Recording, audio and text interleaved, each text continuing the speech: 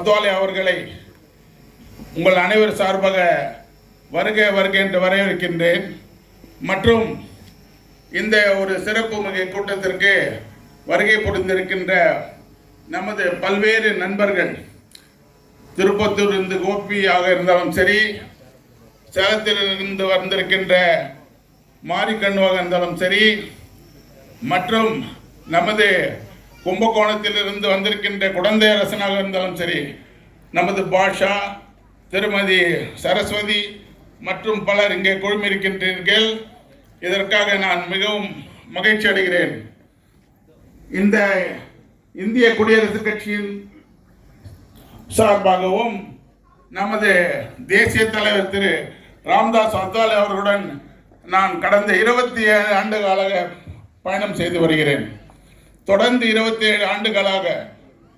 ஏன் இதை குறிப்பிடுகின்றேன் என்றால், நமக்கு ஒரு பிடிவாதமான கொள்கை தேவை. அண்ணல் அம்பேத்கர் வழியாக இந்த குடியரசுக் கட்சி நிறுவப்பட்டது. அந்த அண்ணல் அம்பேத்கர் அவர்களின் விசுவாசிகளாகத்தான் நாம் அனைவரும் இங்கே குழுமியிருக்கின்றோம். உங்கள் அனைவருக்கும் ஒரு பிடிவாதமான ஒரு குணம் இருக்கிறது. என்னவென்றால் கொள்கை பிடிவாதம். நாம் அனைவரும் ஜெய் பீம் என்ற மந்திரத்தின் கீழ் இயங்கி வருகிறோம்.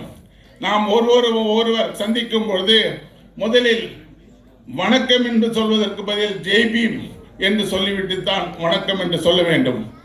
அப்படித்தான் மகாராஷ்டிரா மாநிலத்தில் அனைவரும் ஒவ்வொருவரும் சந்திக்கும் போது ஜெய் பீம் என்று சொல்கிறார்கள். அதன் பிறகுதான் வணக்கம், நீங்கள் எப்படி இருக்கின்றீர்கள் என்று விசாரிக்கிறார்கள். அது போன்ற ஒரு பழக்கத்தை நாம் இனிமேல் கொண்டு வர வேண்டும். தமிழகத்தில் நமது முக்கியமான இந்த இந்திய குடியரசுக் கட்சி வளர வேண்டும் என்றால், எதிர்காலத்தில் அண்ணல் அம்பேத்கர் ஆட்சியை தமிழகத்தில் நிறுவ வேண்டும் என்றால் நமக்கு அடிப்படையாக என்ன தேவை? உறுப்பினர்கள் தேவை. இப்போ சமீபத்தில் ஆரம்பிக்கப்பட்ட கட்சி தாவேகா கட்சி, அதற்கு 2 கோடி உறுப்பினர்கள் சேர்ந்து விட்டார்கள் என்று கூறும்போது மிகவும் ஆச்சரியமாக இருக்கிறது.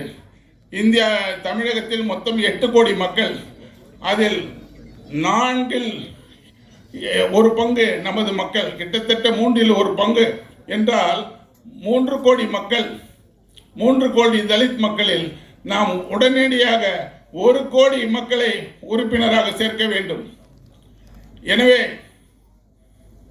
எனவே நாம் உறுப்பினர் சேர்ப்பதில் மிகவும் ஆர்வம் காட்ட வேண்டும் என்று நான் அன்புடன் கேட்டுக்கொள்கிறேன். இந்த 27 ஆண்டுகால பயணத்தில் நான் அத்வாலே அவர்களுடன் தொடர்ந்து இருப்பது போல நீங்கள் அனைவரும் ஒரு உறுதியுடன் உடனே கட்சி தாவுகிறார்கள். இப்போது கட்சி தாவல் நடக்கிறது.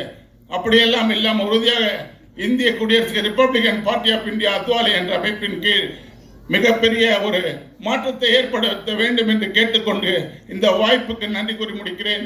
ஜெய் பீம். வணக்கம்.